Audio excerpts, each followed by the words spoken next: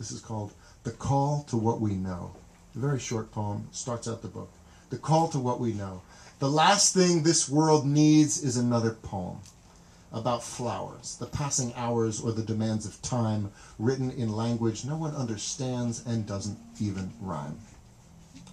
Every time I have turned to words and found or heard a truth I never knew I'd learned by heart, it was always proof I was a part of something bigger than myself, a communion of dark moonlight with night ground, or the union of a kiss forgiving only this: we, the living, delight in sound. And because we, the living, delight in sound, I often still write in rhyme. And here's another, this is not, the poem is over, this is me talking.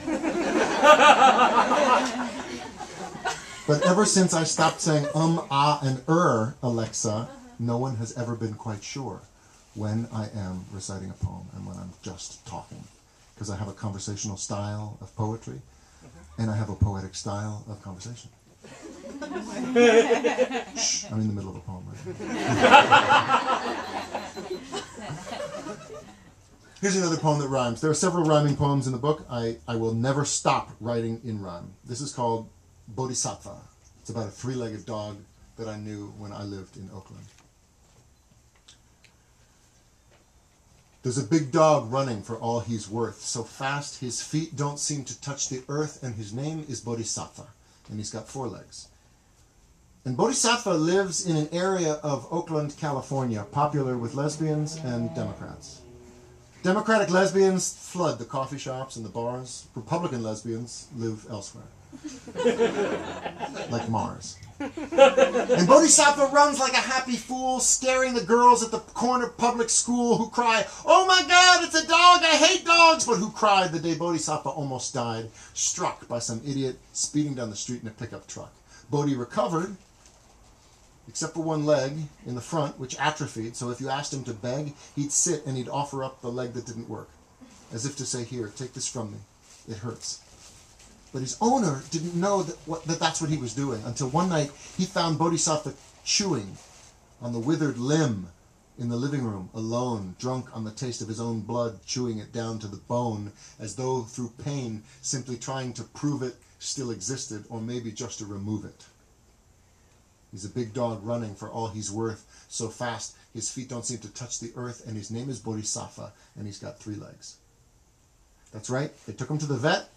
They had the leg chopped off, cremated, and kept in an urn aloft on the mantelpiece over the fireplace, so whenever Bodhisattva came near that place, you couldn't see it, but he'd sit and he'd beg, offering up his missing limb to the ashes of his missing leg. And just so you know, when Bodhisattva peed, he still peed like a boy dog. There was no need to squat like a girl dog in the middle of the street. He would lift up his leg and he would rest it on the tree or the hydrant or the side of a picnic table. He would make 3 points of contact and therefore stay stable. He'd look at the girl dogs and say, "What you looking at, bitch?" And he still scared the girls at the corner public school, a 3-legged dog being scarier as a general rule as the regular 4-legged kind, more extreme. "Oh my God, it's a 3-legged dog," they'd scream. And so it went. As many years passed, Bodhisattva running fast past the houses of the lesbians and Democrats, who in general favor smaller dogs and cats. Until there came a day when Bodhisattva couldn't go outside, and soon after came a day when Bodhisattva died, and his owner had him cremated. But then, to ease his soul again, he added the ashes of the missing leg to make Bodhisattva whole again. The people of Oakland have seen strange sights. It's a ghostly figure late at night. It's a big dog running for all he's worth, so fast his feet don't seem to touch the earth, and his name is Bodhisattva, and he's got 4 legs again. Thank you.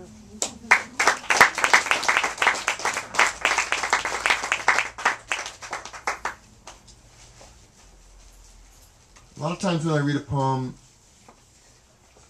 I taught this morning at this wonderful school called the Wildwood School. Anybody here from Wildwood? Yes. Oh, yeah.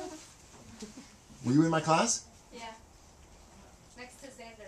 You were next to Xander. God, that was a talkative little bastard. And often the students will say, Did that really happen? Is that true? Did that really happen? And what I will say is all of my poems are based in truth. But I don't answer specific questions about, did that happen, did that not happen?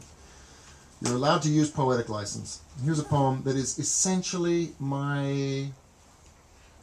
I would call it my Ars Poetica, except I have another poem called Ars Poetica, which I might read later. But this is a wonderful distillation. This poem is wonderful. This is sort of a distillation of what I think of poetry. It's called The Moon, Exactly How It Is Tonight. And it starts with a trivia question. Does anybody know when they measured Mount Everest for the first time in 1856, 100 years before they climbed it? So they couldn't measure it with an altimeter. Does anybody know what the first published height of Mount Everest was? Okay, too nerdy a question. All right, well, here's the story. The moon, exactly how it is tonight. When Mount Everest was measured in 1856, it was discovered to be 29,000 feet. Exactly.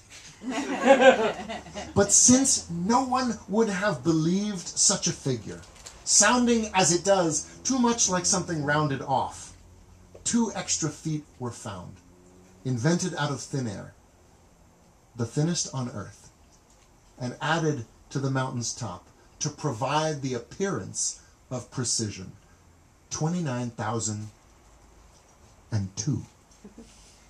So too tonight a cloud has passed before the moon in such a way that even if I were able to describe it exactly how it is, no one would believe me. Which is why I am looking for 2 extra feet of moonlight, or dark cloud, or perhaps, to be fair, 1 foot of each.